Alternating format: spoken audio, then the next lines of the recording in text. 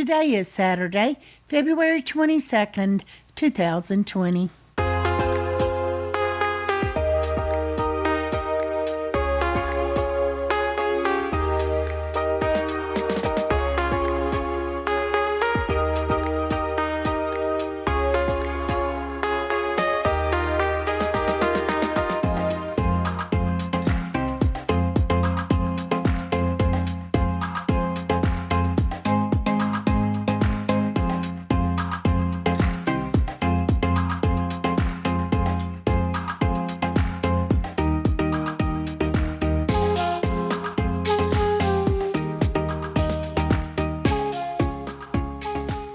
Welcome to the Survivor Fans Podcast. I'm Joanne. And I'm Stacy. And this is the listener feedback show for week 2 of Winners at War. I think we got a lot of excited super fans. What's our count out this week? 34 again. 34. Good deal. Well, there's a lot to get into, so do we have anything early? No announcements. Okay. First up, we got a call from Pete. Hey, Joanne and Stacy. This is Pete from Boston calling here. Wow. Even though the outcome was anticlimactic, I will let out a great big woo!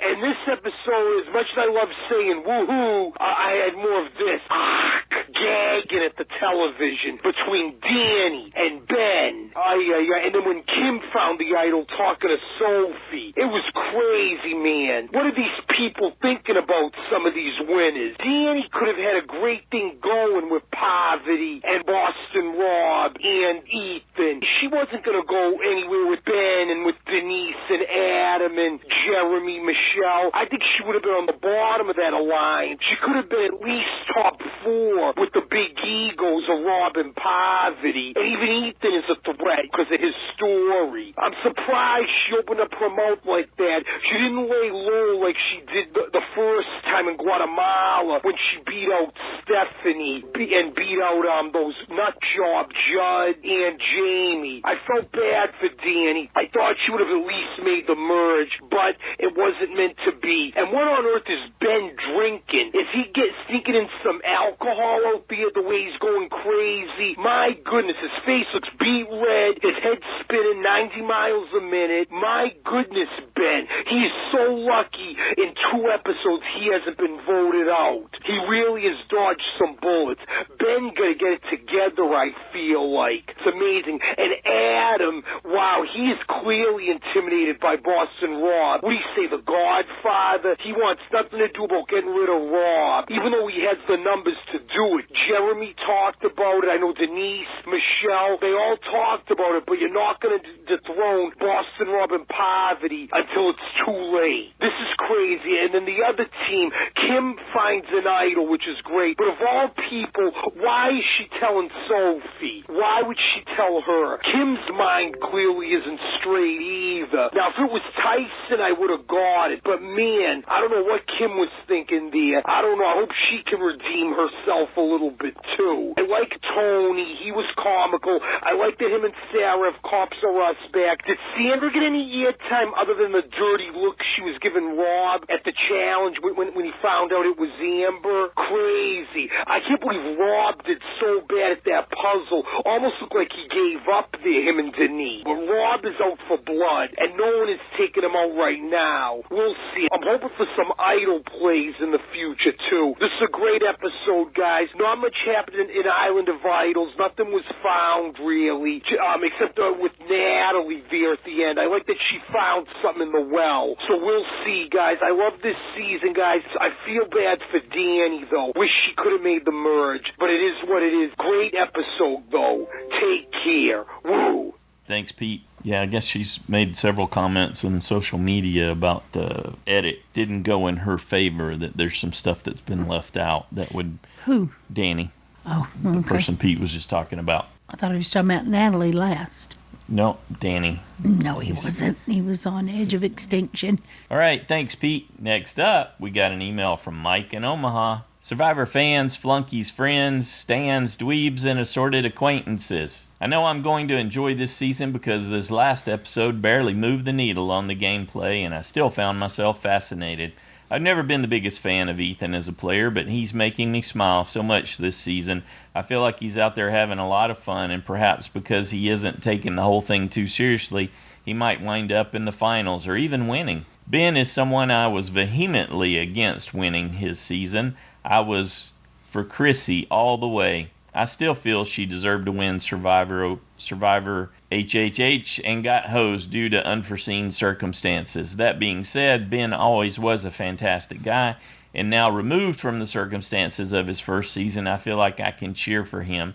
Ben was my pick to go home this week, however, and the edit seemed to validate my assumptions, but then we all know what happens when you assume. I hated John Cochran and Sophie since their initial season, and I still can't stand either one. Shame on Kim for telling Sophie about her idol. Having very recently rewatched One World, I am convinced that Survivor fans look back on Kim's win through rose-colored glasses. She did dominate that crew, but Sabrina could have easily won if just a couple of small changes had taken place. Unlike most fans, I feel Kim needs to prove her skills. This season will give her that opportunity. I think she is well positioned to make some real moves, and I would like to see it. Yay for Denise getting Fire Token's idols and not being discovered by Inspector Rob. My gut still tells me she isn't going to win, but I hope she comes as close as possible. I enjoy Danny Boatwright, but I think the 8-1 vote proves that no one can be blamed for her leaving except Danny herself. I think her paranoia got the best of her, and she paid the price. It is unfortunate, and I think she might be able to get back into the game, but I love Natalie, so I can't cheer for that. I wonder how long it'll take someone to pluck those fire tokens out of the tribal immunity idol. I saw a post from Nick who said that they're not able to do that. That isn't the intention, even though they look like fire tokens, but that's not actually the case, unfortunately. I'm going on vacation starting next week, but I'll be sure to stay up to date on Winners at War. My gut tells me that Boston Rob and Parvati are going to be in trouble soon. It was also refreshing to see Cops R Us version 2. I like Sarah more than Tony, but I enjoy them both. It would be interesting to see them have a deep run in this game. Joanna, Stacy, and everyone involved in this great podcast, thank you so much. All right, thank you, Mike. Hope you have a good holiday there. Next up, we got a call from Christiana. Hi, Joanne and Stacy. This is Christiana from Boston calling with my Winners at War Week 2 feedback. My biggest takeaway from this week was that Rob is an incredible powerhouse and so good at this game, so good at reading people, which is inherently probably the biggest skill you need to have to go far in Survivor. I hadn't watched a season with Rob other than Heroes versus Villains, where he doesn't even make the jury, in a long time. I did watch All Stars back when it aired, 15 plus years ago. I guess I forgot, or I didn't realize how strong he is, the way he is controlling the votes on that tribe despite being in the minority, the way that he had everyone open up their bags and show that they didn't have the idol, allegedly. I really thought that could go one of two ways. Everyone could just be like, no, we're not doing this, and then him and presumably Parvati kind of looked dumb, but everyone did it. Why? At some point, enough people do it where everyone has to do it, or you stand out, which is what Adam was not doing super well, as he was standing out. But Jeremy, Michelle, Ben, they could have just been, no, we're not going to do that. Don't tell us what to do. But they just went with it. And along with that, too, I thought Denise played it extremely well. I was nervous for her, but I thought she kept it cool and totally hid the idol. So good on her. Speaking of idols on the other tribe, I have a question. We'll see how it plays out with Kim telling Sophie where the idol is. But could Sophie just steal both pieces of the idol? She knows where they both are. And, of course, Kim would know it was her, and that would totally burn that bridge. But if they were trying to vote Kim out, especially pre-jury, why would that matter? So I guess my question is it just about who is in physical possession of the idol? Thinking back to Heroes versus Villains with the Danielle-Amanda fight, it was just like who needed to get their hands on that clue. But that was the clue. So without the clue, of course, you can't find the idol. Whereas this is the physical idol, and production knows who found it. But if Sophie steals it, is that fair game? So just curious what your thoughts are on that. Yeah, I thought Danny just trying to do too much. She was dropping a lot of names, getting really into paranoia. And I do agree with you, Stacey, that I think Parvati and Rob and Ethan could have easily rectified that situation to keep her on their side, but they didn't. But she was also an easy vote that wasn't them, so they went with it. In terms of next week, I think maybe Takal might lose next week based on the preview, but you never really know. But if they do lose, and if Tyson is throwing Sandra's name around, that probably isn't good news for Tyson. And also, I just don't really see anyone else who would really try to stick with him. Kim's clearly trying to keep her distance, so we'll see how that goes. But I'm looking forward to hearing what everyone else has to say. Have a great week, everyone. Bye. All right. Thanks, Christiana. I believe first it has to be rejoined for it to have power, and then it's whoever's possession it's in, and you can't, unless there's some kind of exception or some change made, you can't steal a hidden immunity idol from someone else. So yeah, or tokens. Whatever happens with regards to when it gets rejoined, when the two parts are brought back together, I think that's who's going to control it. Now, one of them could withhold their half. Right, to deny the power at all. But they can't take the other person's half. Right. All right, hope that helps. Next up, we got a call from Kim in North Carolina. Hey, Joanne and Stacy and all Survivor fans. It's been great hearing your voices. This is Kim from North Carolina.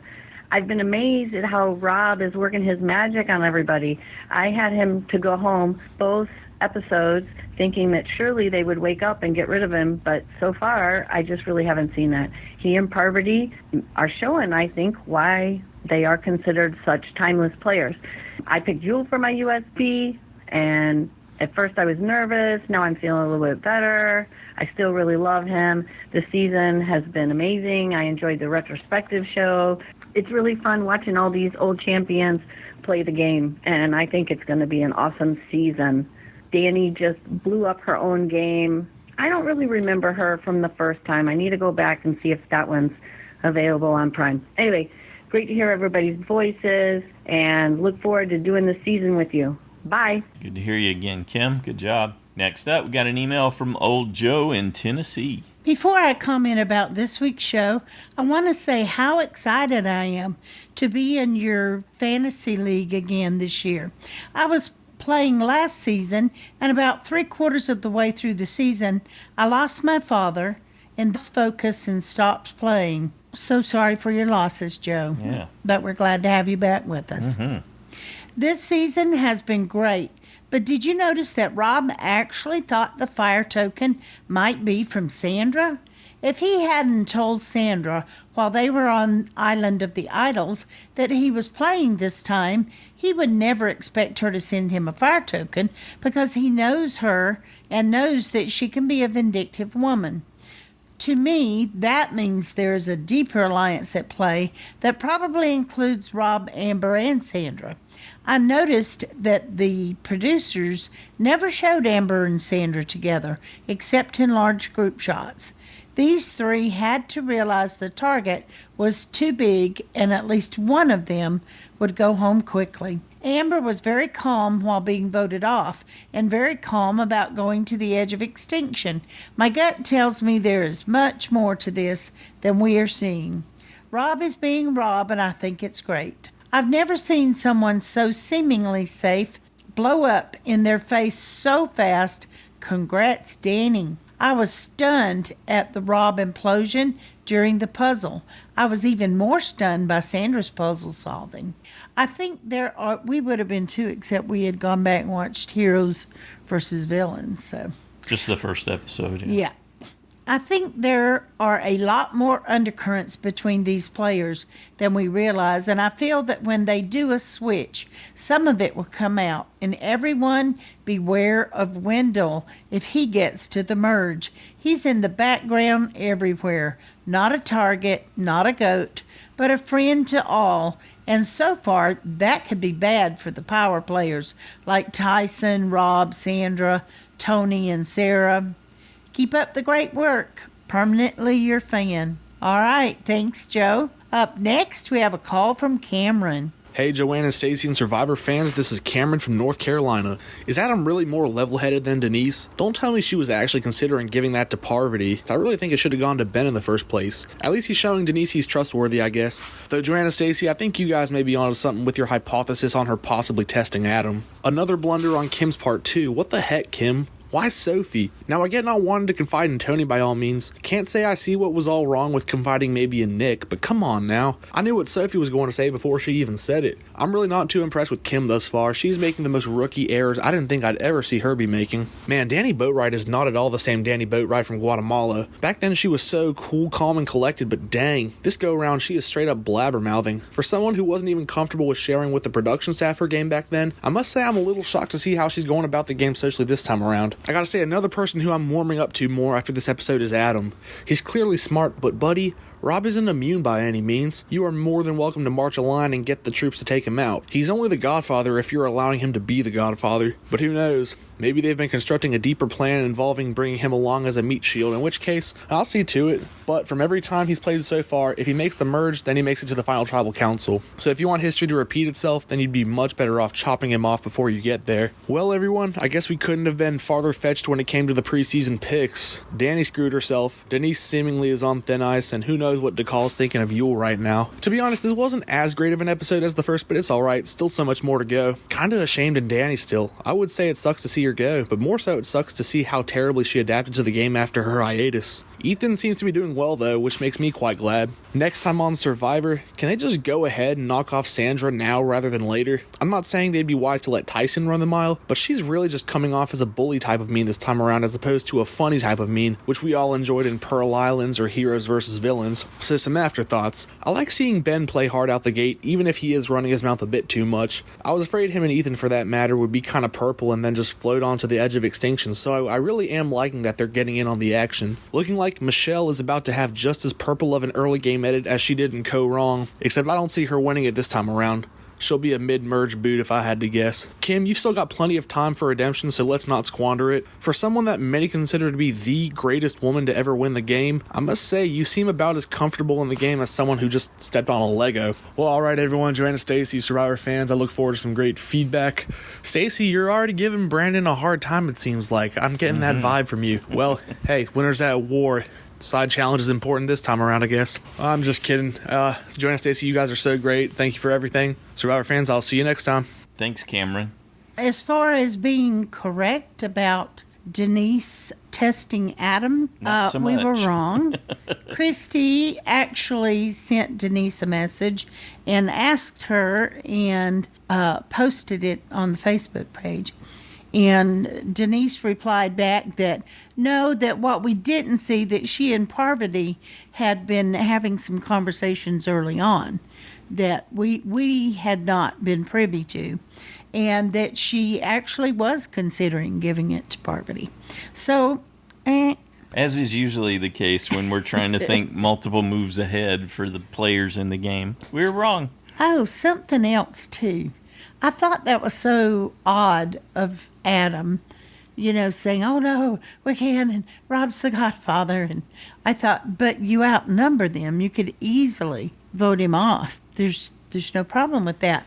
But I'm wondering if what's holding them back, or at least to this point, is that he's afraid of what Rob would do coming back from I think it's something edge else. of extinction. I think it's actually completely something else, and it's something that we were overlooking in that group hasn't felt they could trust each other enough. So Jeremy, Michelle, Adam, Denise, and I mean, how could you trust Ben given how Ben started? Well, that's true. So Ben's trying to repair some of the trust that he ruined, and I think that was part of what threw Danny off too. Mm-hmm. So can you trust that majority yet? And I don't think they were there because they have to all be solid, because everyone has to keep it quiet. Yep. And you're watching how Danny's playing, watching how Ben's playing, and you're thinking these people are too erratic. I can't trust them to pull off a big move where we've got to be unified in what we're doing. And So basically you're saying they don't want to shoot and miss. exactly. And they haven't had the confidence to pull the trigger yet. Now, the previews for this next episode have Adam saying that it's time to draw a line, but he's got to have Jeremy's trust and vice versa, and same with Michelle. And yeah, I know a lot of people are talking about purple edits. I don't know that any of these folks are getting purple edits, because the real Purple Kelly actually didn't have any speaking moments in the episodes, much less confessionals until I think it was like 8 episodes in. So we're not getting to see as much of Michelle and some of the others, but you did see Michelle having a conversation this week, just like you did the first time. We saw her more this week. Some of the other people, I think it was probably about the same, but it's just the other characters we didn't see Sandra much this more week. Prominent. No, maybe not, but definitely she's there in the extras.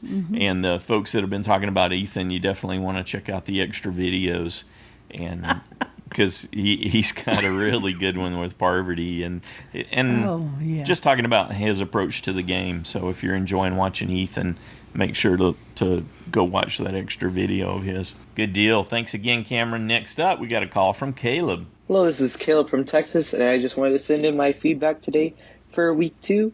Hello, Joanne and Stacy and all the Survivor fans. I wanted to talk about a few things of the episode. First things first, the Tony scene, building his ladder, and then almost killing himself. That was one of my favorite scenes I've ever seen. All those confessionals from Tyson and Sophie, those were hilarious. I really enjoyed that scene, and I feel like Tony's actually doing good. And I thought he was going to get one of the first people voted out, but I'm glad that he's not. And he's like a completely different person from Game Changers, so that works out. And also, the challenge, I thought it looked really tough, but it was a cool challenge. I know it's a returning one, but I liked it. I think it was the one that Jeremy won his advantage from. I don't remember. His idol, I think? Yes. And then the Ethan scene, when he tells Rob that he sucked, that was really funny.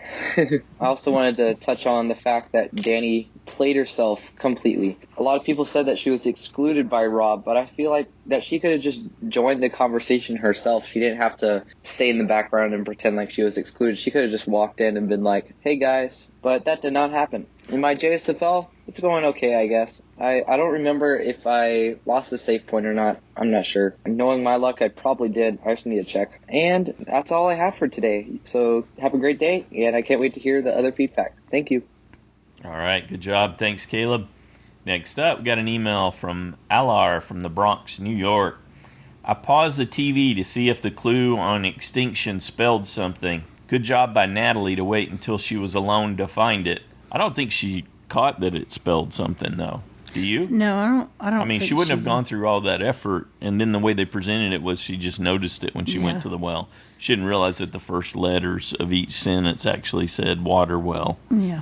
Yeah. If Ben gained trust by not asking for the other half of the idol, did Denise lose trust by not offering it to him? I don't think so, but that's a good question. Was Denise testing Adam by asking if they should give the other half to Parvati? Covered that. Tough job on the puzzle by Rob and on the clue by Amber. Boston Rob from Pensacola, Florida comes across as a gangster by forcing his tribe to empty their bags. Well, he lives in Pensacola now, but he's originally from Boston. Good job by Adam and Denise to lie their heads off and keep their idol hidden. Ben looked so relieved that he didn't have a half of the idol, so he could honestly say that he didn't find it. I was surprised that Danny bequeathed her fire tokens to Denise. I thought she might give it to someone on the other tribe, someone who didn't just vote her out. My previous predictions for week 2, I was wrong. Tony didn't do anything crazy. I was correct. 2 idols found at camp. I expected DeCall to lose the challenge, but I was wrong again. Once again, my predictions for the penultimate player was sent to extinction. This probably means that Denise is the next to go. I'm going to go with all your wrongs and say that's not going to happen, but we'll see. It's a rule for me that I don't watch Next Time on Survivor secret scenes or promos. I don't use them to make my predictions, even if this may lower the chances that I'll be correct. My prediction for week 3 is that Nick is the next to be voted off. Tony does something crazy. Oh, you're going out on a limb there. No player finds an independent idol that, well, they're kind of all there, I think, for as many that'll be out. That Sandra is the most likely to be medevaced. So you think Sandra's being medevaced next episode, okay?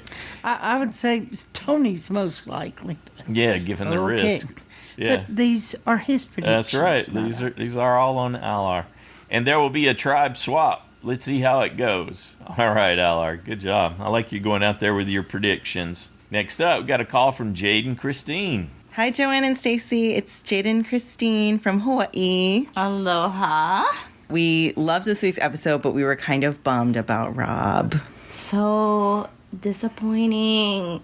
Yeah, it was painful to watch him choke on that puzzle. Oh my gosh.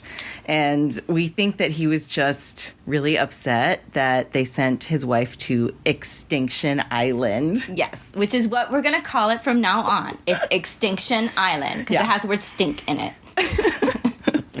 I think that this episode should be called Ethan is Everywhere, because he's in every single strategic conversation after they lose. And we're not sure if his game has gotten better since Africa. No. I don't know. We were disappointed. We saw Africa recently, and we're not that impressed with his game. Seemed like Lex was in control the whole time. Yeah. I really feel like he's kind of playing it under the radar there. He's playing it a little dumb, especially at Tribal. Yeah, when he says, I'm so confused. I don't think you're that confused, Ethan. I think you kind of know what's going on. And was Ben still blasted by the Rob magic at Tribal Council? Because, I mean, why? Why was he talking about the idols? And then I think he forgot that Denise has an idol. I think he just forgot. Yeah. Why did he mention the idols? I don't know. I mean, that's what really started to set things off, I think. Yeah. But yeah, I don't know. Maybe Ben is still under Rob's magic. Either way, things are not going well for him this season. Oh. And then we noticed that Jeff is talking a lot about how old everybody is. Yeah.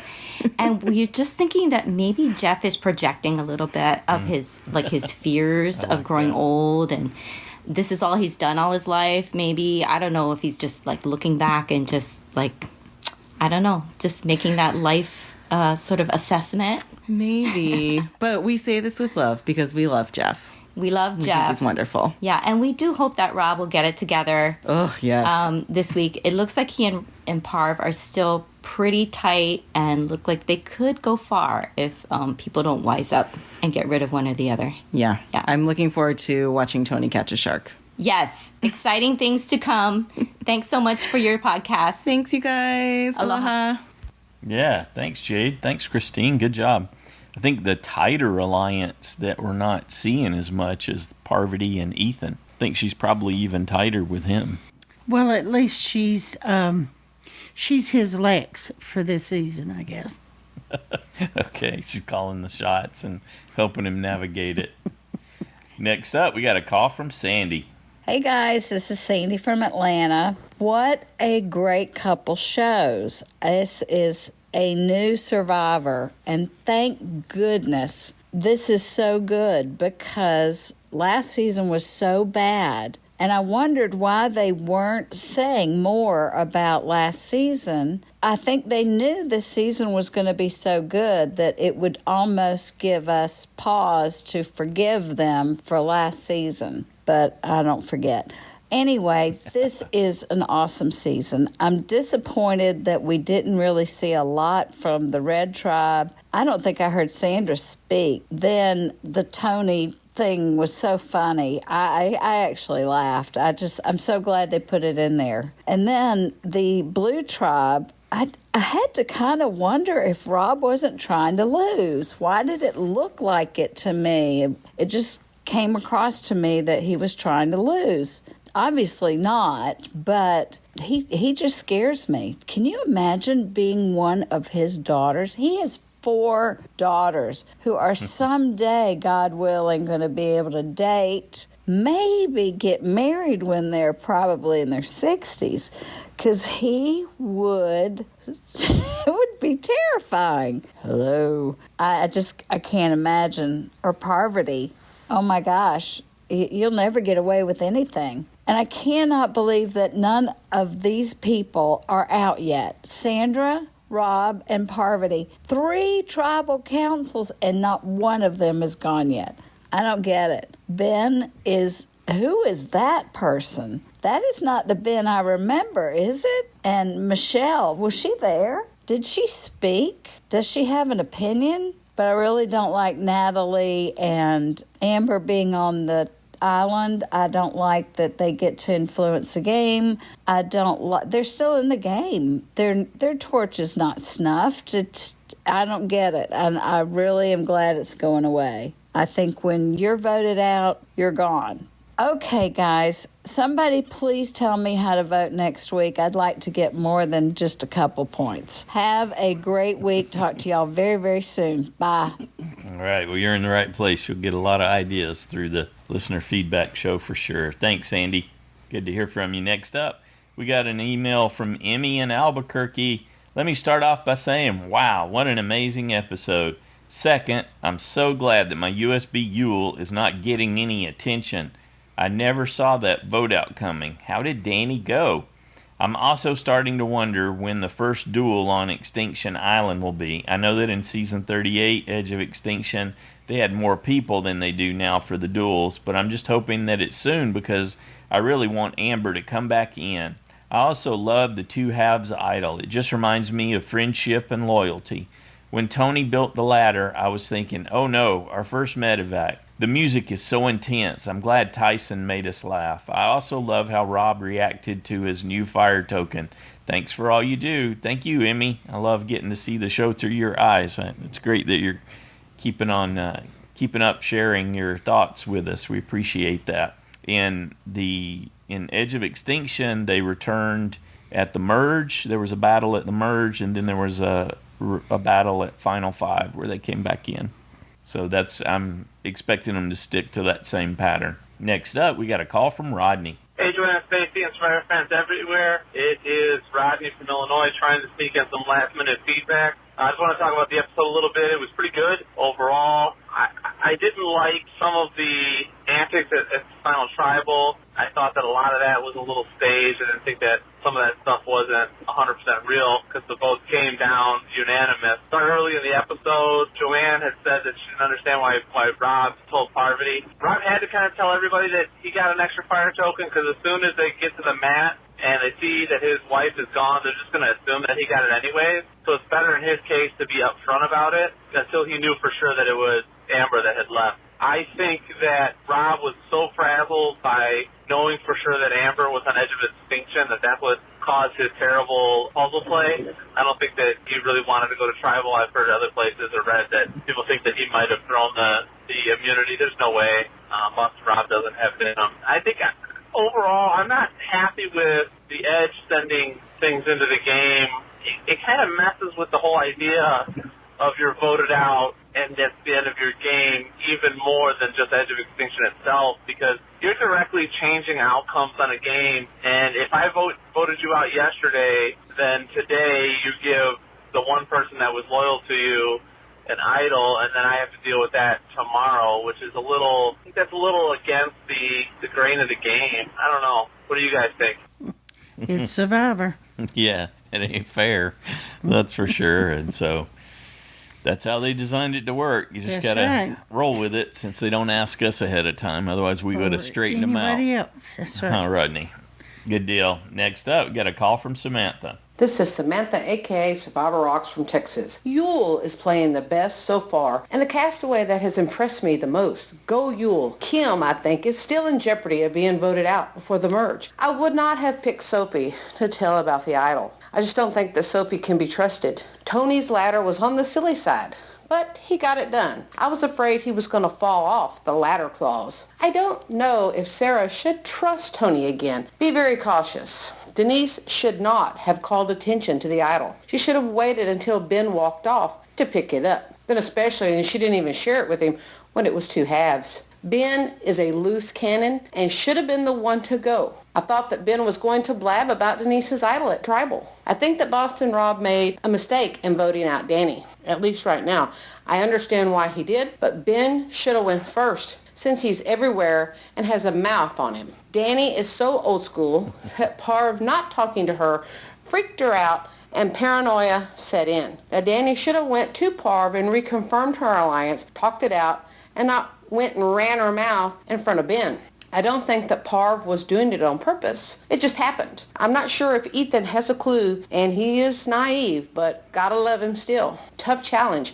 We were cheering for Saley. So far, Natalie has been the most impressive on Edge of Extinction, but it is still too early to tell. Now, Survivor is Too fast-paced for Amber now. I was sad to see her go last week, but it was to be expected. These last 2 vote outs have stung a bit, but having Edge of Extinction there lessens the blow. If the old school don't stick together, they will get ran over by the next generation. Adam Klein is moving on up, so watch out. Thanks, Samantha. Yeah, I think that's what made Danny super easy to vote out, too, because it lessened that number like we talked about in the recap. Yeah, what was awesome, though, that they showed in the extra clip was that Amber got bait and went fishing and caught a big fish. Uh-huh, yeah. And that's, I don't know, I think Rob can relax about her out there now. She can take care of herself. Yeah, but there's no way for him to know that at the time. That's true, but she could, I don't know how she could tell him. Okay. Send him ESP. Thanks again, Samantha. Next up, we got a call from Matt. Hey, Joanne, Stacy, and Survivor fans. This is Matt from Utah again. I'm about to go on a run, but I promised myself I would not forget feedback, so I am frantically recording this last minute. Yeah, one thing that I thought was hilarious after listening to the recap episode is I love the thought of Denise and Adam essentially trying to out-stupid each other, especially if, Stacy, like you thought that Denise perhaps proposed giving her idol to Parvati just to gauge how Adam would respond to that. And then with Adam obviously not being able to place the torch in the slot, that was very bizarre. And after rewatching the episode again, I feel like his response afterwards was pretty cheesy and canned. So I do think it's definitely possible that they're both just trying to play more stupid than they actually are, which I think shows they're actually being pretty strategic, if that's the case. I'm glad that Danny was the one sent to Edge of Extinction. I feel like if she had gone directly to Parvati first and just spoke with her about how she was feeling, I feel like she probably could have avoided being voted out, and hopefully tried to re-solidify the old school alliance that they did have before blurting it out to everyone else. Thanks so much, you guys. Have a great week, and I can't wait for the next episode. Bye, you guys. All right, thanks, Matt. Hope you had a great run. You on your runs and Rebecca on her walks. We got a fit group of super fans here. Next up, we got an email from Tina in Virginia. Hello, Joanne and Stacy. I'm happy to be writing again. This year is starting off better than last year.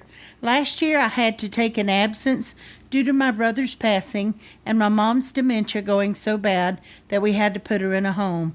And that was my first year of retirement. Oh my goodness. And I had promised myself 3 vacations a year, which did not happen. But that is now mostly behind me. And although I never wrote last year, I listened as often as I could. All right. We're sorry for your loss.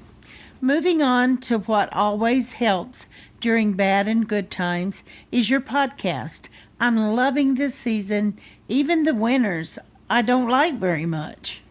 It's hard to believe the show is going on for so long. The Poker Alliance bit was good, and the older players do seem like better survivors. 3 women in a row have been sent to the edge of extinction. Can we call the island ladies of the underworld? That is a phrase from the hit show Hadestown. Hades. I don't know which. That I saw last week. Is it harder to be a player on Survivor if you are a woman? I'm just throwing that out there. Denise looks so fit and strong.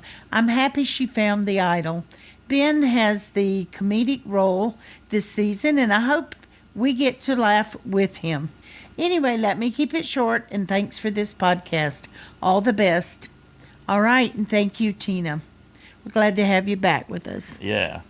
Next up, we got a call from Nicola-n-Jackson. Hello, Survivor family. This is Nicola and Jackson. And looks like we've started a new tradition this season. We are watching on Thursday nights. Yep. And it was pretty cool. I liked when they had to make that dragon puzzle and use all their strength to pick up that bilbo and make the chests go under the pole thing. And people had to climb over and jump down. It looked really hard at the end there, didn't it? Getting it over those last kind of ruts or something, pushing that heavy cart. Yeah. It looked pretty hard. It was really cool. It was very cool. Although Rob kind of had a clue that Amber had been voted out when he got his extra fire token. When he actually did see that she was gone, I think it kind of threw him for a loop because he certainly wasn't his usual self on the puzzle there. He's usually so good at those. Oh my goodness. Tony and his ladder was hilarious. I can't imagine them traipsing through the jungle trying to carry that thing. So I really liked the part where the person didn't tell them the thing about the idol when they had to open up their bag, and Denise didn't show the idol for them because she didn't want anybody to know that, so she can vote on somebody from secret ways and nobody will know. Yeah. She was kind of lucky that she was on the end there, wasn't she? And it was Adam who was behind her, and he knew that she had the idol, so she was able to just kind of throw it on the ground, and nobody really noticed. I don't think anybody would even think that she has an idol. They voted for what was her name? Danny. Yeah, and the red, and how funny that she was wearing the Kansas City shirt, and Kansas City played in the Super Bowl. Yeah, that's all I got. So, I think that's all we got. We're running out of time. So I really liked when she got voted out because it was really going through kind of hard for her because they all wanted her to get voted out for some reason. Thanks, Joanna and Stacey, for all you do. Bye, Survivor friends. Bye. I Talk to you next week. Hope you have a next Survivor show. I'm going to build my Survivor course. Bye. Bye. All right. Thank you, Nicola. Thanks, Jackson. Good job. We got to have a video of you running your Survivor course now. Definitely. Definitely got to get video of that. Good point. Next up, we got a call from Drew. Joanna, Stacy, everyone, this is Drew from Utah, though right now I'm Drew from Idaho. I'm just out of town for a quick overnight work trip, and I'm going to call before I forget. There's some shenanigans going on this season already, and I think it's awesome. Like, everyone is just playing super hard, and I don't know, like, some people seem to be playing too hard, but you just got to watch it and watch it in fascination because there's so much going on and so many dynamics. Exciting challenges, lots of good interaction. And I'll just get right to it. I think the winner of the week has to be Rob because, guys, I don't understand it. I feel like he's in full Rob father mode, and I feel like everyone is just allowing it. Like, who just says, everyone dump out your bags, and everyone just does it? Like, who else could get away with that? Anyone? I don't think so. I mean, I was just like, what? They just do. It's like he just says something, and they all just immediately obey. It's kind of crazy. Like, it's weird. So I got to give him the winner of the week because that's just eerie how willingly people will do what he says. Julie says that we should just basically give the winner of the week to Rob and Sandra, alternate, whoever is there, tribal council, every week until they're gone because the fact that they are still there is a humongous win. So a humongous lose for everyone else. So yeah, the loser of the week, of course, has to go to Danny because she spilled the beans. That was pretty funny. And also, the game just totally got away with her. And actually, that's kind of exactly what I expected from her. Sorry, Danny. It's not your bag, I don't think. Yeah, we'll see what happens because I think it's next to impossible to predict. I guess there are those who... There's always someone who's going to say the season is predictable, but I've never been that guy. So it's going to be exciting, and I can't wait to hear the feedback. And thanks a lot for everything. Talk to you guys later. Bye. All right. Thanks, Drew. Hope you have a safe journey back from your trip there. Next up, we got a call from Parker. Hey, it's Parker from Indiana, and I felt like this was another solid episode. For my picks this week, I decided to go bold. I had all those big names safe. I had Rob, Parvati, Tyson, and Tony all safe. Knowing that Tyson and Tony especially are on the hot seat. Never imagined Parvati would be on the hot seat, though. That scared me. I was like, oh, no. I had Denise vote off. She finds an idol first thing in the episode. And you know what? I'm happy about it. I'm fine with that. Because I know a lot of people that I want to do well won't. So, like, if one of them is doing well, even if I lose a point on her, fine. That's my mentality. It's one of those double idols, which I like. It works, especially on a season like this with so many interesting relationships, and they're not all gone. Just because Rob and Amber are separated and Natalie and Jeremy are separated, they are not all gone. But I feel like it would have been more interesting at a merge or swap to see how that would play out. But maybe this will continue, and we'll see this more later. Another thing I noticed is that the idols looked like idols. Like, they're starting to look like idols again, which is really cool. Recently, they've been making them look like fake idols, like bad fake idols, so that it's easier to trick them. But what's the fun in that? If you're gonna make a fake idol, it should be a good one. Rough challenge for Rob. I mean, he's a puzzle king, but that strategy works better when you're in the lead, not in behind. Danny screwed up this episode. I'm not sure what she was thinking. Danny, it is literally your job to go walk up on your alliance's conversation. They will invite you with open arms. If they are your alliance, and if you're worried about them not talking to you and you being on the bottom of that, go up and put yourself in the alliance. And if there's not like an awkward pause, then you're good. I guarantee you, if she goes up and walks into that little chat they were having, they're like, Danny, come on. It's not going to be, oh, Danny's here. What are you thinking? Yeah, we're off episode for Danny. She gets voted off. Tony's doing great so far, and I'm loving it. Surprisingly, his ladder actually works, and he didn't die. We got a classic Tyson line from it, though, so it's all worth it. Next time on Survivor, it's the standard stuff. People are targeting people. It's time to make a big move, and I don't know. Apparently, Tyson said Sandra. Sandra's like, I'm the queen. Queen stays queen. But hopefully, they freaking get Sandra out. Not my man Tyson. You better not. You better not. If Sandra gets out Tyson on the 4th episode, or the 3rd episode, 4th boot, I'm going to be so mad. I do not want it to be Tyson. Stop it. Stop this trend. Please. Please. Thank you. All right, that's all I got. I will see you guys next time. I'd say the odds are in your favor, Parker. I think they're on their 10th woman in a row being voted off, spanning last season to this season. Well, I don't know. I think Tyson's next. There you go. Wind him up. Thanks, Parker.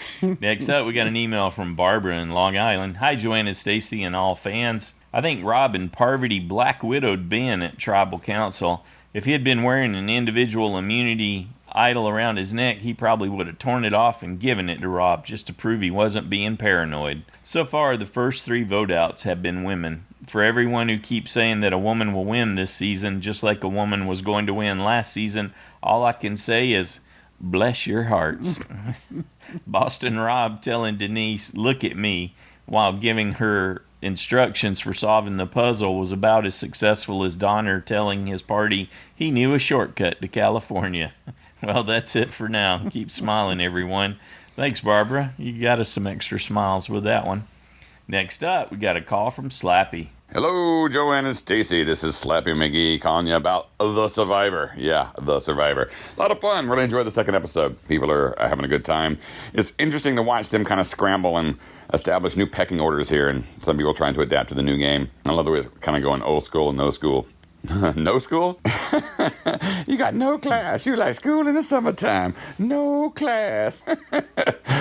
Anyways, I had a good time. I had Adam going, but I was close, but no cigar. I was kind of hoping that they would kind of lean towards him. I don't think Ben is long for the world. The way that he's playing the game is not very smart right now. So I think he'll be going, probably won't make the merge just as the way things seem to be going right now. And Tony is kind of fun to watch as he's distracting people with his craziness. I might keep him around a little bit longer. I think Jeremy is playing a really strong game. Very sneaky. Now that he got a wake-up call with Natalie going, but Natalie's kind of helping him from offshore, so that's kind of good, and he's kind of keeping things in check there. Kind of wish I'd have him as my USB rather than Wendell, but Wendell's not getting much of an edit at all, so we'll see. It's always fun to see Rob and all this stuff, that even when he fails, he's entertaining, and he's playing really smart. He's playing a very mature game, but obviously I don't think that there's much chance of him or Sandra winning, but it is fun to watch them play. So far, I love Winners at War, the way things are going. I hope for some more twists and turns along the way. Should be a fun season. So glad that this new season is getting back to the Survivor roots and how they put together a quality program. Thanks so much for all you do, Joanne and Stacy. Doing pretty good in my side challenge there, Stacy, so keep up with me. I'm going to be shooting for the stars here. I don't know what I'm doing. All right, take care, guys. Slappy out. All right, thanks, Slappy. I would be happy if I had Wendell. I think Wendell's an excellent choice for you. Yeah, he's doing good. From all the indications we get, he's doing good. Yeah. He's connecting with everyone, so. Good deal. Thanks again, Slappy. Next up, we got a call from Noelle. Hi, Joanne and Stacy. It's Noelle from Albuquerque. Wow, what a great episode. Okay, here are my notes. First off, hey, Paul, thank you so much for your visual roster. It is so great, and thank you for adding the count of everyone's fire tokens. That is super duper helpful. I really appreciate it. I also love the two halves idol because I have started hating the idol concept in general. It seems like it's a way to get ahead in the game without actually being good at the game. And so I was starting to think, I wish they would get rid of the idol. So I really like the two halves concept because in Kim's case, you could play it poorly. In other words, being bad at the game means it's useless to you. And then in Denise's case, well, I mean, first of all, let's talk about Adam. Adam, I want him gone like yesterday. Why did you not let her give it to Parvati? I mean, of course, Adam thinks it's a bad idea, but it's not. You should totally have let Denise share the idol with my USB Parvati. I think that would have been the very best idea. So yeah, Adam needs to go. Adam needs to go. And then Ben, is Ben getting a winner's edit? I know that the idea of a winner's edit is controversial, but it seems like he is. Okay, Yule is still hot. He was super hot in Cook Islands, and he's still super hot now, even though in his preseason interview, he was trying to say that he's gotten all flabby. Ridiculous. I really like that the idols were both found by women. That's great. I'm bummed that the first 3 vote outs were women. That's a bummer. Everyone is so serious in this season. I understand why, but it's intense. The music's really intense. Everybody's behavior is really intense. Every scene at camp is people sitting around seemingly not talking to each other. So thank goodness for Tony and Tyson for their comic relief because things were getting really tense. All these players are so likable, except Adam. Oh, Stacy, I thank you so much for that video clip. I watched it several times, very carefully, and I still don't buy it. Maybe you're a big softie and I'm a cold hard cynic, but I don't see it. I can't imagine Sandra being honest or sincere when it comes to the game of Survivor, but that's just me. We'll see how it plays out. Everybody have a great weekend. Bye. So Noelle still thinks it's the long con, that they're keeping up this I'm really angry with Rob thing and it's all a ruse. Well, you never know with them. But I'm not sure why they would continue it. They wouldn't make the extra effort. Point, yeah, I don't think so. I guess because the season's still being aired. I don't know. But yeah, that's a long way to go for the misdirect. But it would be fun if it were the case. So I like that. And I'm enjoying how much fun Noelle's having watching and observing everything through her particular lens on the show. Next up, we got a call from Chris. Hey, Joanne and Stacy. Hey, Survivor fans. I'm really enjoying hearing what you all think about this season. I think it's a great season, and it really gets me into the spirit of the show, kind of like the old opening sequence. Remember that? With the images and the music. It was so powerful. And now, to tell you the truth, I can't even remember how that song goes. Great job, CBS. At Island of Extinction, Edge of Extinction, whatever they call it, Amber wants to help her husband stay in the game. And isn't that nice? Families want to stick together, even in Survivor. Amber and Rob. Joanne and Stacy, I think they might have one of them alliances going on. Ben shows Denise all the tricks on finding an idol. Look for the color, look in a tree, go to your spot, reach down by your knee. Tony, he's real open and optimistic about his game. I love that. He even got them to help with his latest strategy, spy stilts. When Jeff asked Rob about how he felt, seeing that Amber was gone, the buildup was so heroic and strong. I can picture him now, looking off into the distance at his colossal edifice. Jeff reminds us that everything's better with a Survivor Spice kit, which ironically enough doesn't have any blue bonnet on it. After the challenge, Rob is spelling out the targets, Jeremy and Ben. Which is more beneficial to get out? Now I expect him to say Ben and Jeremy, which is more Jeremaine to get out. At Tribal, I also imagined Danny saying, no, Jeff, now why don't you target one of your boys for a change? I lost a safe point with Danny, And it seems Ben is going to be the crazy Nora type character that I can't stop voting to go to extinction every week. That could really hurt your JSFL game. Next time on Survivor, Tony has a fish out of water moment. Have a great week, everybody. Ah, that's old school, Chris. Back to rhyming and everything. Good one. Good job. Next up, we got an email from Jack in California. Don't worry, guys. It's designed to be like this. All right, everyone, empty your bags. Do you have an idol? No. Do you? No. Okay, then let's vote. This was another solid episode, and I predict right now that this season will go down as a favorite season for all of us fans.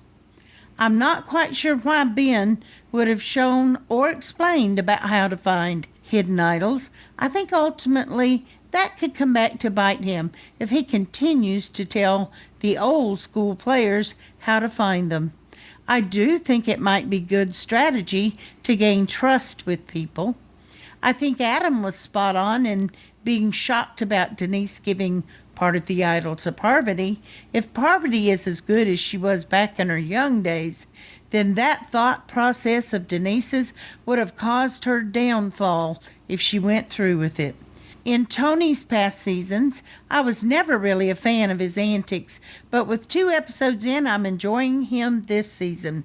The whole bamboo ladder situation was funny to watch. I don't know if it was strategic or not, but come on, Adam, it's not that hard to place the torch with everyone else's. I do question his strategy because of this, but I'm not concerned about his gaming skills. Looking forward to what everyone else thought about this episode and what's to come.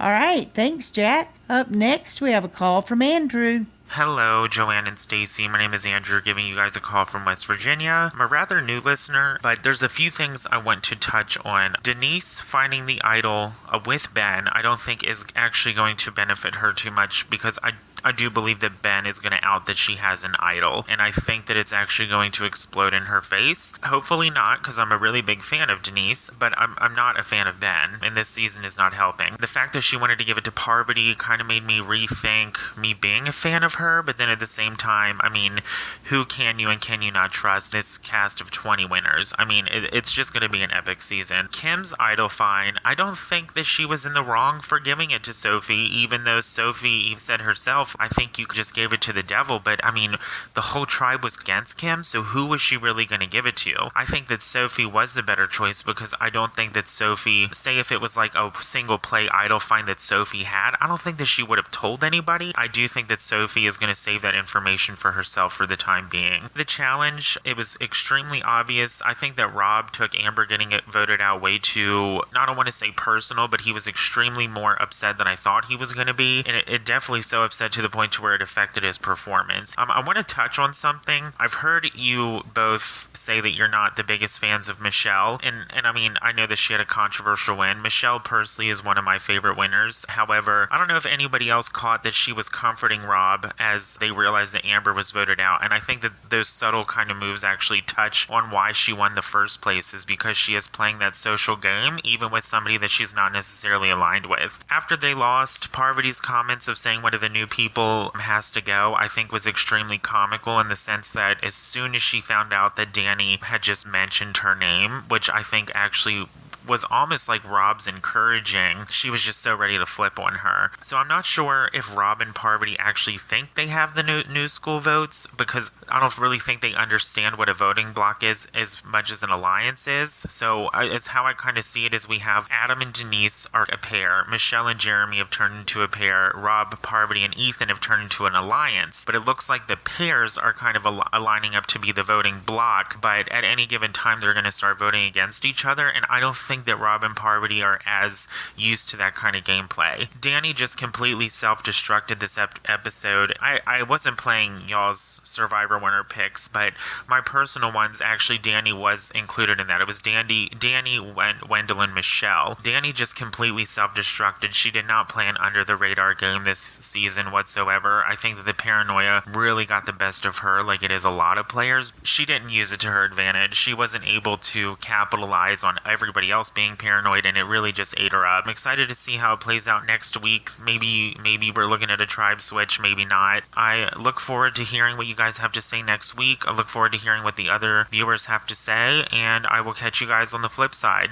All right. I've actually always been a fan of Michelle and defended her, so Yeah, I I think was going to say, you're thinking me, confused the not two. Stacy. Yeah, because I actually had picked her to win her season. So because I learned from Samoa and after observing and getting to experience firsthand the power of Natalie White. Yeah. How important that social game was, and then understanding that they rarely are able to convey the significance and how things are coming across on the social front in the edit. As good as the editors are, that just doesn't ever really come across that well. I don't know if they hide it to help create suspense or whatever, but you just don't get a good sense of that. And Michelle wasn't the only one that offered comfort to Rob there when he found out. There were several people. She was one of the ones, though. Yeah, there's several people that reached over and touched him at that point. So. Yep. And, but yeah, that's pretty much me. And I don't dislike her. I just don't cheer for her at all. I'm not There's drawn no appeal. to her. There's Yeah. I just don't connect. Right. Yeah. So you're clearly in that camp. I Yes. think. Yeah. But you're not. Yeah. So there's slight difference there. All right. Thanks, Andrew. Next up, we got a call from Brad. Hey, Joanne and Stacy, this is Brad from Los Angeles. First off, I'd like to just say, crazy season so far. I can't relax. Oh my God. Second, I have a question for the group. How many tokens does Natalie need to get back into the game? Because I feel like if that happens, you're going to have a big alliance with Jeremy and Natalie working together unbeknownst to each other. Jeremy's racking up an advantage. Natalie comes back in the game. Now you have an alliance that's solid. Can she come back at the end of the game? She's going to come back in the middle. She gets all the tokens. Does she need 5? I don't know. That question is driving me crazy. Second, the puzzle challenge. They didn't really talk about it, but I think if you watched it, Rob's emotion at finally deciding that Amber was on the edge of extinction, if you saw it at the beginning of the challenge, I think that's what gave him puzzle block, so to speak. He just wasn't himself. You saw it on his face when he got the token, and I just think Amber is his weakness in this game. Next, 2 3-way splits. So I think they're going to do a tribe swap at 16. So that means we have 1 left. If I'm in these, what I call the Power Fours, the Power Fours are on Team Rob, Adam, Denise, Ben, Michelle, and on Sandra's team, Yule, Sophie, Wendell, Nick. If I'm them and I know there's going to be a swap, I want to keep the shields in. So when they do the swap, Tony and Sandra move one way, Parvati, Rob the other, and Tyson. Those players, I would keep them in for a little bit longer so that I can pick them off once something that is basically a surprise happens. So you just can take what you have and move the 4s around. Last statement, if old school is to alliances as new school is to voting blocks, then new school should not care as much about Rob and Amber because 2 is not a big block. And as Parvati noted, Rob has very few options, which makes him a weak player for now. If the players moving fast need 2 players moving slowly, they should consider Rob and Amber as available pieces to a moving block rather than a big threat. Discuss. There you go, Brad. That's interesting. Yeah, that in the bigger scheme, maybe they don't matter as much, so you could use them as tools, but you just don't want them to stay in the game, especially not with Rob's history after he makes the merge. Now, your other question about the tokens, there are no number of tokens that automatically bring her back into the game. That's not how the tokens work. The way that they get back into the game is by winning the return challenge, which we're expecting, like I said earlier, to happen at the merge and again at Final 5. The tokens are probably more significant because they can earn an advantage in the return challenge. So far, Natalie's got 2 of those, and that could give her 2 distinct advantages in that return challenge, and that's up to a maximum of 3 that she could earn. And then also there's an option to have a full powered immunity idol, and that also costs 3 tokens. So she'll have maybe a little bit of a dilemma there. Does she try for 3 advantages to help ensure that she can return in the game, if she's only got 3, that is? Or is she going to buy a full power idol, counting on her ability to win the challenge to get back in the game? Obviously, you'd kind of lean more towards those advantages, but if she's got 6 of them, then it's a no-brainer. She can get herself 3 advantages in the return challenge at the merge and come back in with an idol, so she can't immediately be voted out. Thanks for the questions. Next up, we got a call from Justin. Hello, everyone. This is Justin from Michigan. Sorry if I'm a little harder to understand than usual. I am getting over a cold. So I had 2 points I want to bring up for this episode. First, why would the new school players still go along with the old schoolers and vote Danny? I was really surprised that this was pretty much unanimous. I didn't understand why they didn't at least throw a few votes at Parvati or Rob. So Danny expressed that she was kind of on the outs.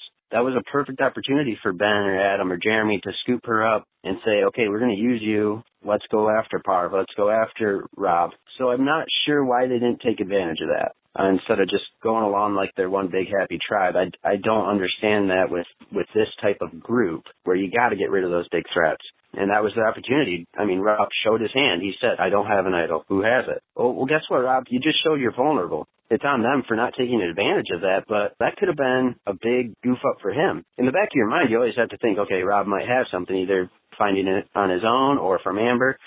So he showed his hand and said, I don't have anything. Perfect opportunity. Go after him. Go after Parv. So I don't understand why they didn't do that. Second thing, I'm curious when the fire tokens are going to start being spent. Do we think that it's pretty much going to wait until the merge? Everybody's going to just accumulate as many as they can for advantages, for challenges and stuff like that. I don't see anybody using it for any of these luxury items, especially since they still have reward challenges. It would have been kind of nice if they would have just gotten rid of reward challenges and said, okay, well, if you want these items, you got to buy them. Then they have a little more incentive to spend these tokens on that. Another point with fire tokens is, why aren't these players up on the bottom, like Amber and Danny?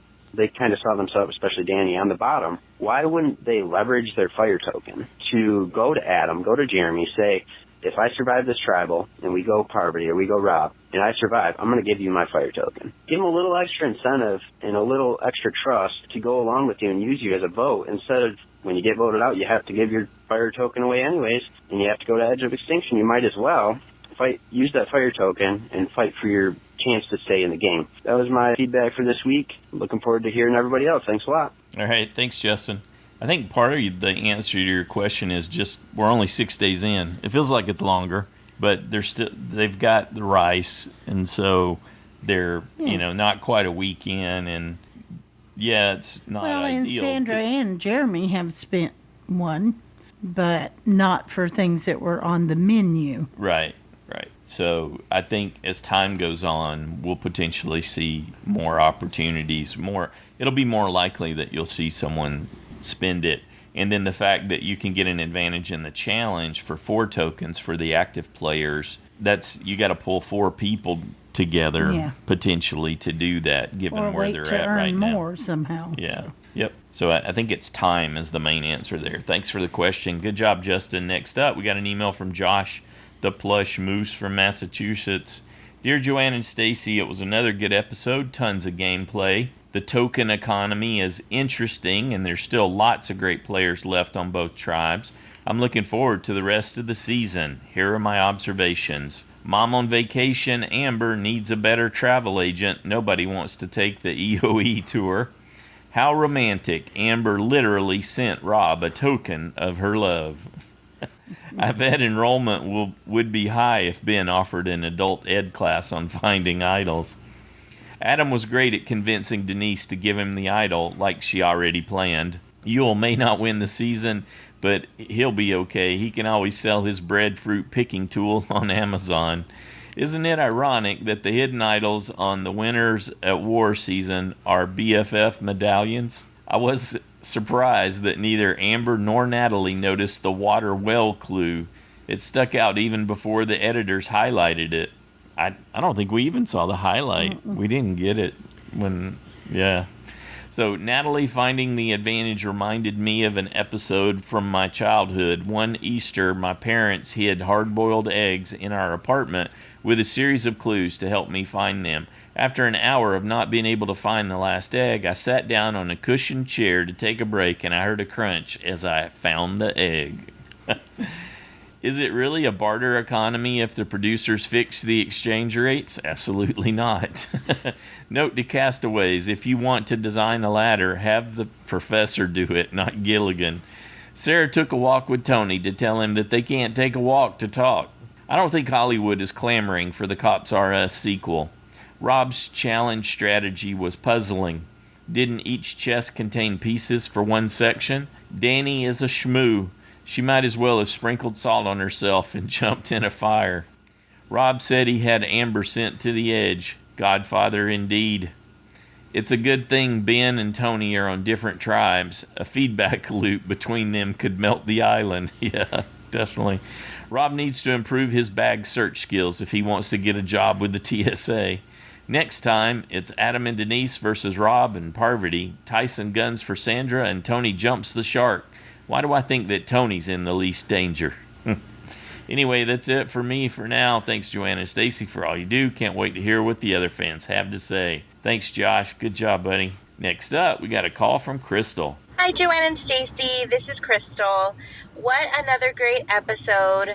I feel like this is a testament to how wonderful this season is and is going to continue to be, because the game is so fast-paced that you really can't miss a second, because 1 minute there's one person getting voted out, and then literally 5 seconds later there's another person who is on the chopping block. So I think that's what makes this season so great, is that everyone has really hit the ground running. I really am continuing to love the way that people like Yule and Sarah are playing the game, and it made me really think that I feel like the winner this season is going to be someone who takes the best parts about their winning season and maybe just adjust them a little bit to this current game.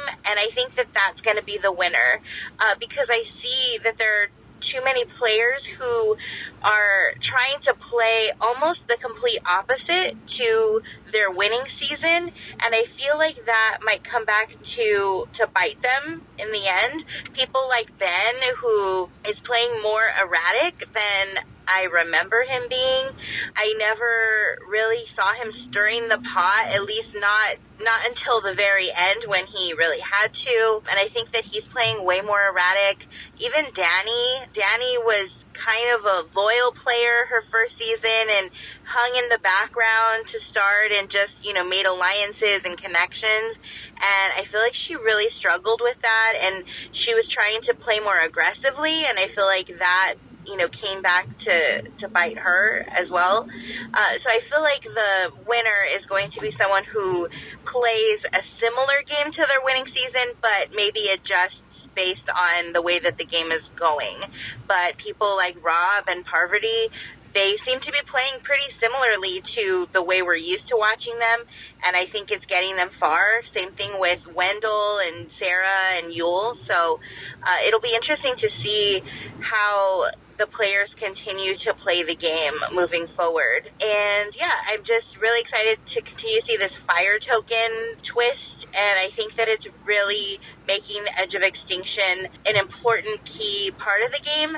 So I am liking Edge of Extinction more this season. That's pretty much it for now. Again, thanks for all you do, and until next time, bye. Thanks, Krystle. Next up, we got a call from Kyle. Hey, Joanne and Stacy and all the Survivor fans at home. This is Kyle from Calgary, Canada, calling with this week's feedback. Overall, I thought it was a pretty good episode this week, and the season is shaping up nicely, so that's good. I wanted to talk a little bit about Edge of Extinction and how I think it's working a little bit better for this season. A lot of that has to do with it being a returning players season, because we already know these people. We've already got to know them in their own seasons and throughout the years.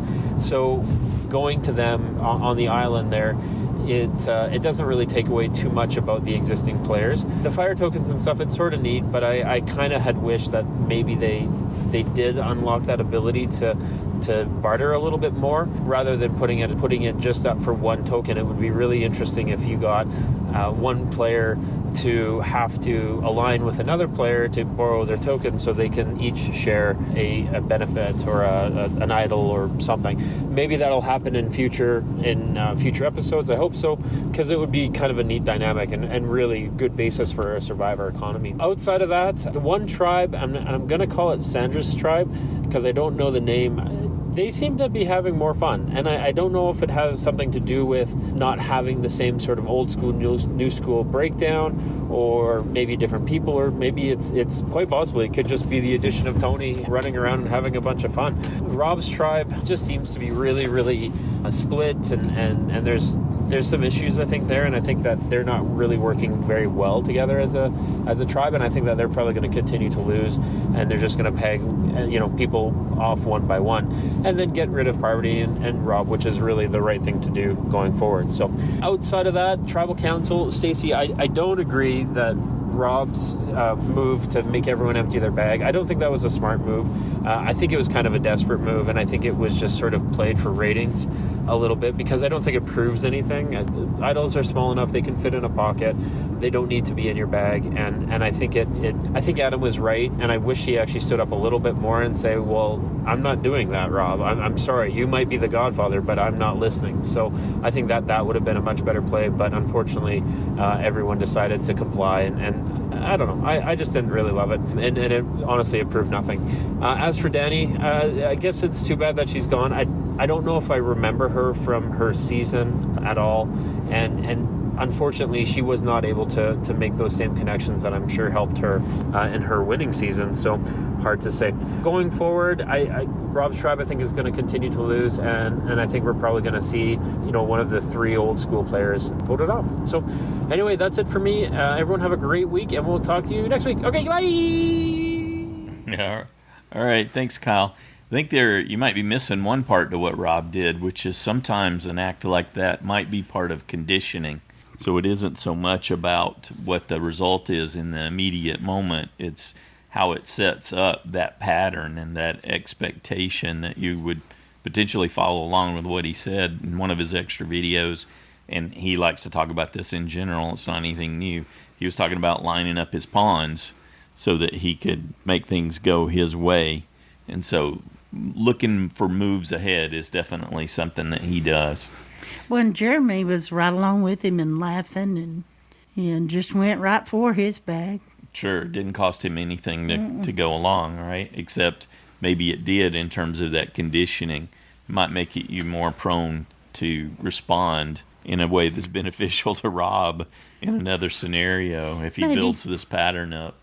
But I think Jeremy's confident enough. Next up, we got a call from Rebecca. Hi, Joanne and Stacy. This is Rebecca calling from Northern California. I am loving this season. It is so fun to watch all these winners and really see who's really dynamic at playing and who is completely freaking out even though they're winners. Very interesting. Island of Extinction, Natalie and Amber. You really got to see how much more adept Natalie is in all aspects of the game. And Amber, she was kind of doing her best, but she was just kind of plodding along, and Natalie was just so much more sharp. It was amazing. And then at the end, when they were trying to decide who to vote out, and Danny just implodes with paranoia, and I'm watching her going, is it me? Is it me? And I'm like, no, they're not even talking about you. It's not you. But it was so wild to watch her just completely devastate her own game. I really think part of the themes of the season is going to be which winners are the crazy, kamikaze, amazing players, and which winners might have just squeezed by. I think I said the same thing last week in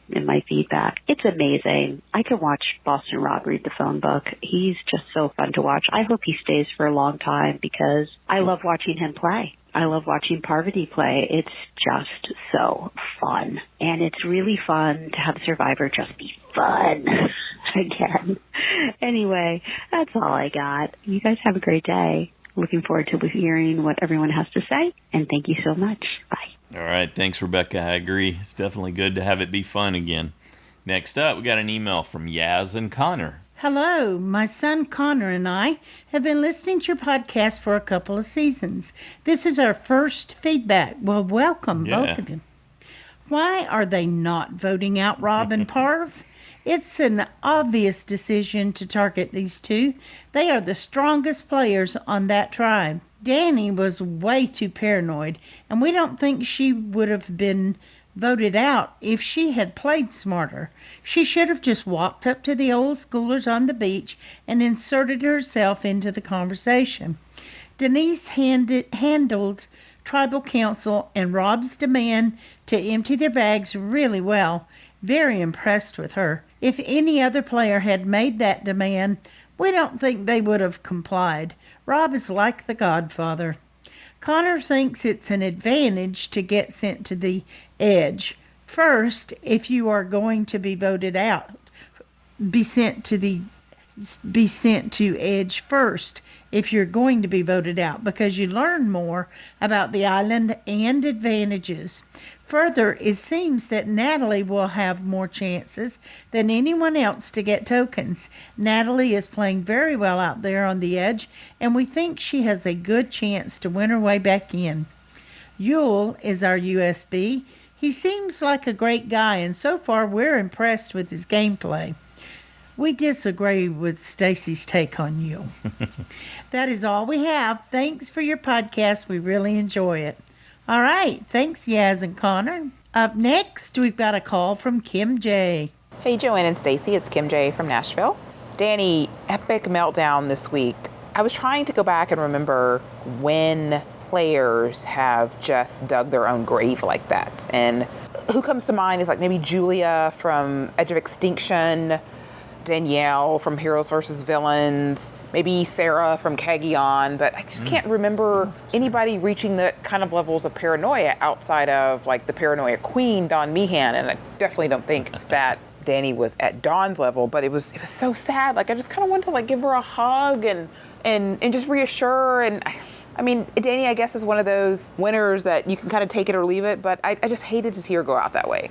But it looks to me, based on next week's previews, which I know mean absolutely nothing, that I think Blue Tribe is going to be back in tribal council again. I mean, it seems like right now all we're getting from the Red Tribe is a bunch of entertainment stuff because there's no strategy, because they're not really going to tribal.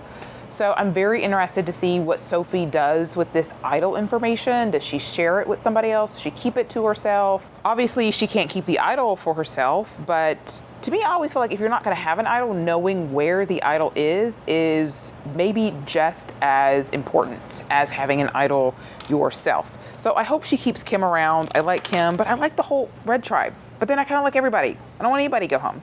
All right, who's playing the best? Got to give it to Adam and maybe Denise. Not really sure what to think of Adam kind of getting all riled up at tribal council, but it didn't seem like Boston Rob really noticed. Stock down. Oh, Ben. He was not this dumb on his season. Like, he looked so discombobulated that I don't know if it's an asset because people are going to think he's gone like full on coach, like we can't even take him seriously, or if it's going to get him voted out. How can anybody trust Ben right now? I don't know. And I'm so torn. I was saying on the Facebook group, I'm torn between like wanting like an epic blindside of a Parvati or Boston Rob and kind of wanting them to stay and make the merge. I don't know. This season is tearing at my heartstrings here.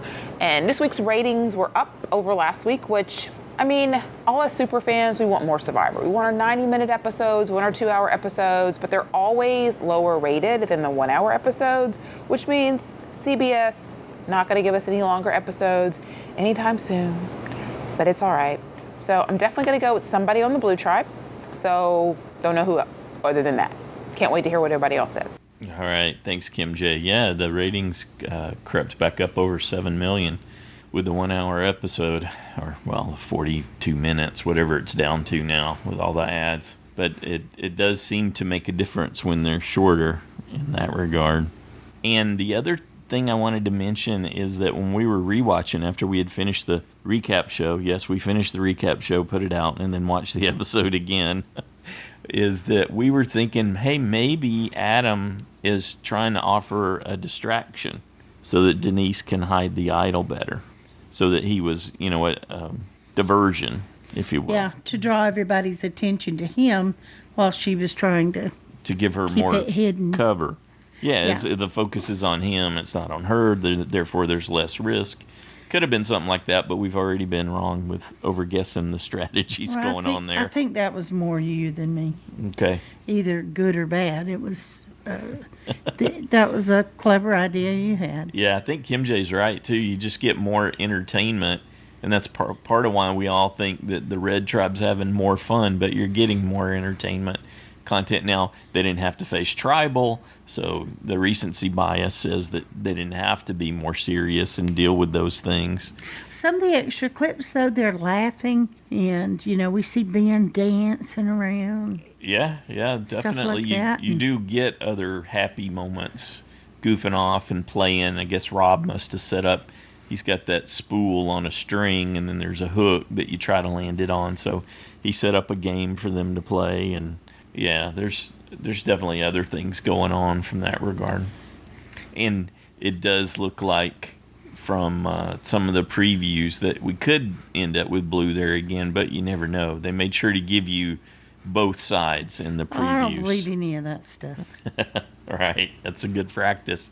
Thanks again, KimJ. Next up, we got a call from Jen. Hi, everyone. This is Jen in California. We had another solid episode this last week. I continue to be impressed by Adam's gameplay and Denise's coolness under pressure. I am really enjoying Tony, and I'm actually really enjoying Ben as well. Everywhere I look, I feel like Ben is really getting not a lot of credit as a winner, just online and such. And I guess I'd have to go back and watch his season to really get a better handle on what his legacy as a winner is. But I just know I was looking forward to watching him play, and he is not disappointing me. I am getting such a kick out of him. I liked how he helped Denise find the idol, and then he showed tremendous restraint in not asking her to give him half. Rather, he advised her to use the other half to bring someone into their group, another trusted member, and I thought that was fantastic. I don't know why they're showing Adam having so much mistrust of Ben. I mean, I know why they're showing it. I'm a little worried about it. Ben has really shown a lot of loyalty to Adam, and I don't feel like that is being reciprocated. And maybe it shouldn't be reciprocated, I don't know. But I know that Ben was somebody Adam wanted to play with before the game started, so I really don't know what changed, but something has changed. Something's a little off there. And I love how he seems to be the only one that is putting Rob on his heels. I don't think Rob quite knows what to make of Ben, and so he's just kind of keeping him at a distance. I think Ben made a misstep at Tribal Council by interrupting Parvati. I think he should have just thought the better of it and kept his mouth shut at that point. But I had to laugh right before the votes read. Ben's face as he turned to look at Rob and everybody to just see, is the hidden immunity idol going to be played? Huh? I thought that was funny. Ben's keeping him guessing. And speaking of idols at Tribal Council, Denise has nerves of steel. She did not flinch when she was told to, or ordered to by Boston Rob. Sheesh. Ordered to turn over their bags and show if they have the idol. She just kind of went with it, and it appears like she protected that idol, which good on her.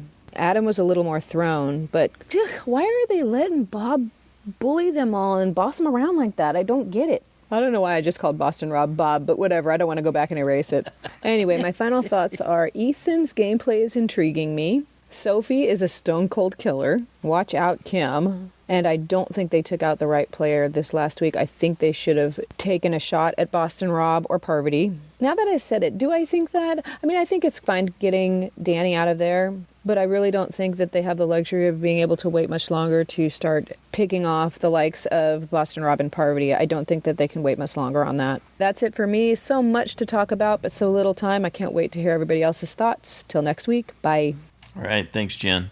I think the only other person on Sele that has that same sort of can't count on him wild card status is Ben. So he's potentially in jeopardy. And that's the answer to Jen's question is where did he go wrong? Is that he ratted out Danny and then he didn't acquit himself well when Boston Rob was asking him questions about those things. So that it tarnished his reputation in that tribe, I think, from that. And that's what he's working on rebuilding right now. So he dug a hole for himself right out of the gate. So he's the only one left that isn't someone that's seen as more stable. Now, whether or not they'll move against Boston Rob or Parvati this round, I don't think Ethan's at risk. But they typically take out the second in command first. So that would say that Parvati might be the more likely Ethan target. would be an easy target. Yeah, that too. But we see they've made a point at least of showing us where Ethan is going around and talking with lots of other people. So he's got his communication. He's like a communication hub for sharing things when they need to get down to making decisions. So I'd say he's a little lower risk there. I would wager all three of them are doing that. And all the others as well, of course. But I do think Parvati and Rob are doing that as well as Ethan. We might not have seen as many cases. We haven't been shown really any cases Denise of that. Saying that she'd been having conversations with Parv, and I'd seen early on couple of pictures where she's talking with some of the newer players. Yep, for sure. Excellent. Thanks, Jen. Next up, we got a call from Paul. Hey, Paul, Louisiana here, and I'm happy to say that although I don't care for returning player seasons, this one is firing on all cylinders for me, as I thought it would. The pace is breakneck, and it's interesting to watch some of these players, Danny this week, just get swept away due to the high-profile personalities surrounding everyone. Expectations are high all around, and everyone is afraid that they won't deliver, which makes people who are underperforming just that more insecure, panicked, and vulnerable. So I hope Natalie went back and reread that note that she and Amber received, just to see what she might have missed. Hopefully Natalie went back and discovered the hidden message, because that can help her by seeing that the answer was in front of her the entire time, and perhaps that'll be the case with clues later on down the line. Now, the whole Denise finds two halves of an idol and must give one away was very odd to me. I just don't believe that she was testing Adam, because Ben was with her and she never offered it to him to help cement his trust. Why bring yet another person, Adam, into the fold by asking him if she should give it to Parvati? She's got two halves. She's keeping one. That leaves just one left, and she's lining up three people for it. It's just bizarre to me how her mind was working. In the end, I was shocked that she didn't just assemble her entire tribe and present it as a group discussion. That was just all kinds of screwed up to me. And then there's Tony with the ladder. I mean, you have to suspect that everyone was laughing so hard because all of the medical staff had to be right there, just off camera, waiting for what we thought was surely inevitable.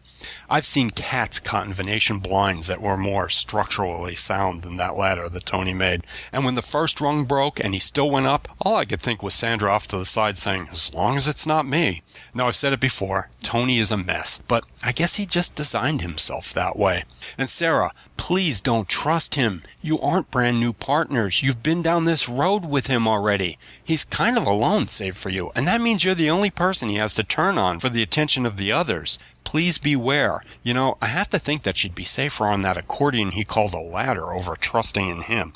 So did anyone else notice the Terminator music when the tribes came together at the challenges and Rob found out for sure that Amber had been shipwrecked on Exile Island?